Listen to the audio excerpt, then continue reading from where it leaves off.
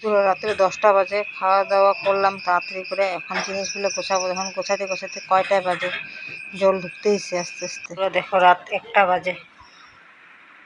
এই যে আমাদের ভাঙা ঘর, সব জিনিস উঠানো হয়ে গেছে, কারণ জল উঠতেছে আর একটু পরে মানে ঘরে জল উঠবেই। সব পানি টোপলা সব গোছানো হয়ে গেছে, সব ওই যে উপরে টোপলা রাখা হয়ে গেছে, এগুলো সব খালি করা হয়। এই যে সব খালি চকির তোল, এই যে সব উপরে জিনিস, সবজি টবজি তেলি সব উপরে, সব এই যে টোপলা সব সব উঠানো হয়ে গেছে। এগুলা দেখো বন্ধুরা আমাদের কত কষ্ট, জল উঠলে। এই যে সব উপরে, বিছানার ভিতরেও জিনিস কত সামনে এসে এসে জল। এই যে রাত্রে 1টা বাজে, এত দূরে টোপলা সব। ভোরের 4টার দিকে জল ঢুকেই গেছিলো, তখন তো শুয়েছিলাম।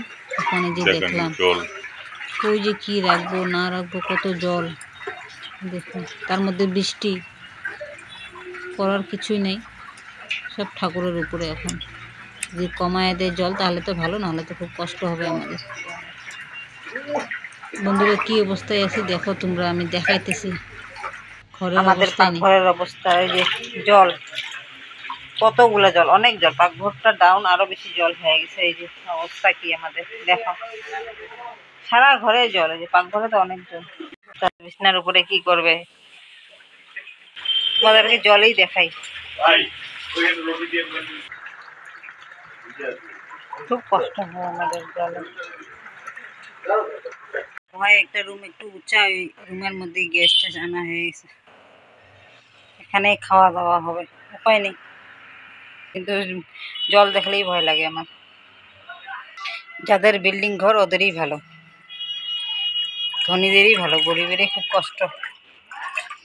থাকার জায়গা নাই, খাবার জায়গা নাই, কোনো সুবিধাই নেই। জল, পাকঘরে তো অনেক জল হয়ে গেছে।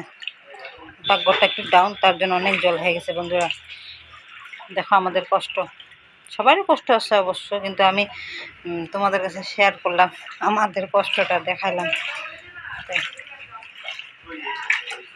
কিনা আবার জল বাড়তেছে, আর কত হবে কোনো ঠিক নেই।